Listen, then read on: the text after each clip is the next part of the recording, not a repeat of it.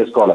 ఒకప్పుడు ముద్దగడ పద్మనాభం గారు విద్యం ఇచ్చినా, ఒక స్టేట్మెంట్ ఇచ్చినా తన కులపోళ్ళే కాకుండా ఇతర కులాల్లో ఉన్న ఆడపడుచులు, అన్నలు, తమ్ముళ్ళు కూడా స్పందించేవారు. ఈ రోజు తన కూతురు కూడా స్పందించడం లేదు. తన కూతురు కూడా ముద్దగడ పుట్టడానికి వ్యతిరేకంగా మాట్లాడుతున్నారంటే ఆ దౌర్భాగ్య స్థితి ఎందుకు వచ్చింది అనేది ముద్దగడ పద్మనాభం ఇప్పటికైనా అర్థం చేసుకోవాలి. ఏంటి కారణం? ఒక్క నిమిషం సార్, మీరు మధ్యలో కట్ చేస్తే నా భావం జనాల్లోకి వెళ్దాం. కావాల్సి మీరు సెకండ్ కూడా మానేయండి. ఇప్పుడు ఏంటి కమ్మ వ్యతిరేకతేనా? నిన్న 19 నుంచి 24 వరకు మీరు మౌనంగా ఉండి ఒక ఉత్తరం కూడా రాయకుండా, జగన్మోహన్ రెడ్డి గారిని స్పందించకుండా, ఇవాళ చంద్రబాబు నాయుడు గారు వచ్చినట్టు మీరు ఉత్తరం రాసి కమ్మ వ్యతిరేకతేనా? మరి కమ్మ వ్యతిరేకత అంటే ఇదే చంద్రబాబు నాయుడు గారిని మీరు 2019 నుంచి, మీరు 1999 చంద్రబాబు నాయుడు గారిని పోటీ చేసి గెలిచి చంద్రబాబు నాయుడు గారిని పనిచేశారే, 2004లో చంద్రబాబు నాయుడు గారిని పోటీ చేసి పనిచేశారే, మీరు మాగంటి రవీంద్రరావు చౌదరి, అక్కడ ఎవరు బొడ్డు భాస్కర్ రామారావు, మీ స్నేహాలన్నీ కమ్మోలతోటేనే. ఎందుకు మీరు వ్యక్తిగతంగా కమ్మోలకి పనిచేయచ్చు, మీరు కమ్మోలతో స్నేహాలు చేయొచ్చు, కులాన్ని మాత్రం కమ్మ వ్యతిరేకంగా ఎందుకు నరాల కులంలో పెంచి పోషిస్తున్నారు? కులం మీద మీకున్న ద్వేషం ఏంటి? మిమ్మల్ని కులం దేవుడిగా పూజిస్తే మీరు కులానికి కమ్మోలకి ఎందుకు తగ్గు పెడుతున్నారు? పోనీలే కమ్మోలు శత్రువులు అనుకుందాం, ముద్రగడ పద్మనాభం ఏటన్నారు, సొల్లు మీరు ఏదో అన్నారు అనుకుందాం. మీరు 2000 ఎన్నికల ముందు మీ అబ్బాయి మీరుగా స్టేట్మెంట్ ఇచ్చారు, మేమైతే జనసేన పార్టీలో కన్నా జాయిన్ అవుతాము, లేదా తెలుగుదేశంలో కన్నా జాయిన్ అవుతాం, కానీ వైసీపీలోకి జాయిన్ అవనన్నారు. అంటే మీరు తెలుగుదేశంలో జాయిన్ అవుతానన్నప్పుడు చంద్రబాబు నాయుడు తొలి వీరుడు అని తెలీదా? మీరు తెలుగుదేశంలో జాయిన్ అవుతానన్నప్పుడు చంద్రబాబు నాయుడు కమ్మ అని తెలీదా? మీరు తెలుగుదేశంలో జాయిన్ అవుతానన్నప్పుడు కమ్మ వ్యతిరేకత గుర్తు కాలేదా? సత్యం గారు మళ్ళీ కాసేపట్లో వస్తాం మీ దగ్గర. మనతోటి జనసేన నేత అధికార ప్రతినిధి రాయపాటి అరుణ్ గారు వచ్చారు, ఆవిడతో మాట్లాడదాం. అరుణ్ గారు నమస్తే అండి. నమస్తే సార్, మీకు ప్యానెల్లో ఉన్న పెద్దలకి, వీక్షకులకి, అలాగే జర్నలిస్ట్ అక్షయ్ సత్యం గారికి నమస్కారం సార్. అరుణ్ గారు, ముద్రగడ పద్మనాభం గారు డైరెక్ట్గా కూటమి ప్రభుత్వం, ముఖ్యమంత్రి నారా చంద్రబాబు నాయుడు గారికి లేఖను సంధించారు. సొల్లు కబుర్లు చెప్పడానికి మీకు మీరే సాట్ అన్నారు. ఆయన మాట్లాడిన మాటను మీరు ఎలా చూస్తారు? సార్, గతంలో ఆయన ఓన్లీ కుల సంఘానికి నాయకులుగా ఉన్నప్పుడు ఎప్పుడు నేను ఆయన గురించి మాట్లాడడానికి ఏ ప్యానెల్లో కూడా పార్టిసిపేట్ చేయలేదు. ఎందుకంటే కులానికి సంబంధించిన వ్యక్తికి గురించి రాజకీయంగా ఉన్నటువంటి నేను మాట్లాడే అర్హత లేదన్నది నా భావన. ఈ రోజు ఆయన బిఫోర్ ఎలక్షన్ కుల సంఘ నాయకుడి నుంచి వైసీపీ పార్టీ నాయకులుగా రూపాంతరం చెందారు కాబట్టి ఇవాళ వైసీపీకి ప్రతి పార్టీగా ఉన్నటువంటి జనసేన నుంచి అధికార ప్రతినిధిగా మాట్లాడడానికి ఈ రోజు సిద్ధంగానే ఉన్నాను. 5 ఏళ్ల పాటు జగన్మోహన్ రెడ్డి అధికారంలో ఉండి కాపులకు ఇస్తానన్న రిజర్వేషన్ రూపాయి కూడా ఇవ్వకుండా అసలు కార్పొరేషన్ కూడా ఎత్తేసే పరిస్థితిని క్రియేట్ చేస్తే కుల సంఘ నాయకులుగా ఉండి ఆయన ఏ రోజు జగన్మోహన్ రెడ్డికి వ్యతిరేకం గొంతెత్తల.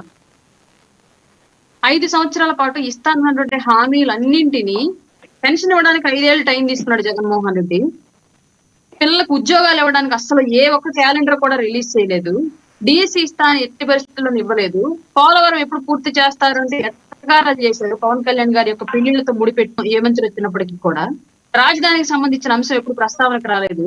ఫీజు రియంబర్స్మెంట్ అనేది కాలేజీలకు పడే విధానాన్ని మార్చి తల్లిదండ్రుల అకౌంట్లకు వేస్తాన విధానంలోకి మార్చడం మూలంగా తల్లిదండ్రులకి కూడా డబ్బులు వేయక, కాలేజీ యాజమాన్య సర్టిఫికేట్లు ఇవ్వక, ఎగ్జామ్స్ రాయనివ్వక చాలా మంది పిల్లల జీవితము, వాళ్ళ చదువు మధ్యలోనే ఆగిపోయింది. వీటన్నింటి గురించి ఏ రోజు ఆ పెద్ద ఆయన మాట్లాడలేదండి. ఇవాళ ప్రభుత్వం వచ్చి, మా ప్రభుత్వం 5 నెలలు అయింది. 5 నెలల్లో వాళ్ళు 5 ఏళ్లలో కూడా పూర్తిగా చేయలేనటువంటి పెన్షన్ అనే విధానాన్ని 15 రోజులకి స్టార్ట్ చేసింది మా ప్రభుత్వం. దీపం పథకం కింద ఇస్తా అన్నటువంటి పథకం ఏదైతే ఉందో సంవత్సరానికి 3 సిలిండర్లు ఆల్రెడీ స్టార్ట్ చేసి ఇస్తున్నారు. అలాగే జాబ్ క్యాలెండర్ కి సంబంధించి డిఎస్సి నోటిఫికేషన్ కూడా ప్రిపేర్ చేశారు.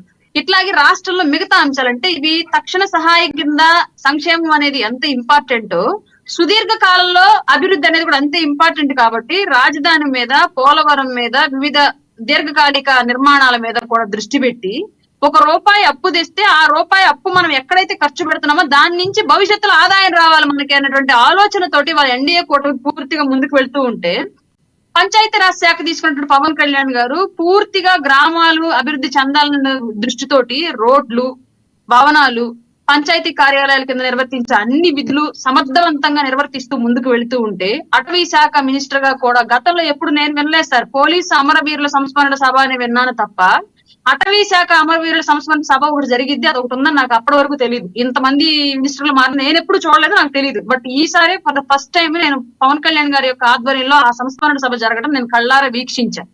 వాళ్ళకి సంబంధించి ఎన్నో నిధులను కేటాయించి ఆయన సమర్థవంతంగా పనిచేసుకుంటూ వెళ్ళిపోతున్నారు. 3 పార్టీలే అయినప్పటికీ కూడా ఎక్కడ ఎలాంటి పొరపక్షం లేకుండా ప్రజల కోసము ముగ్గురు ఒకే మాట మీద ఒకే తాటి మీద వెళ్తూ రాష్ట్ర భవిష్యత్తు గురించి మాత్రమే ఆలోచిస్తున్నారు.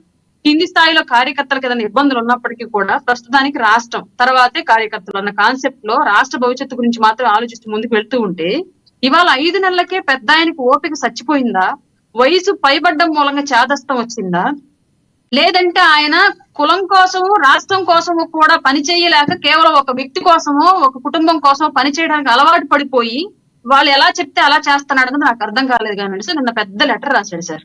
సరే లెటర్ అంతా ప్రభుత్వాన్ని విమర్శించారు, ఓకే. అపోనెంట్ పార్టీలో ఉన్న వాళ్ళు ఎవరైనా సరే వెన్నబూసినా సరే కారమే రాశారు అన్నట్టుగా ఫీల్ అవుతారు కాబట్టి ఆయనకు అట్లాంటి మంటే పుట్టి మాట్లాడారు అనుకున్నాను సార్. చివరిలో ఒక చిన్న లైన్ మెన్షన్ చేశాడు సార్, అమాయకులను జైల్లో పెట్టి కొట్టిస్తున్నారు అని. ఎవరు సార్ అమాయకులు?